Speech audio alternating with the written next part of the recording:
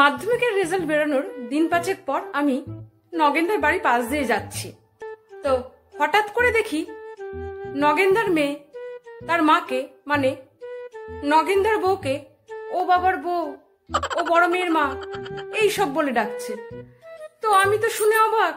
আমি পরে নগেনদাকে জিজ্ঞাসা করলাম, হ্যাঁ গো নগেনদা, কি ব্যাপার?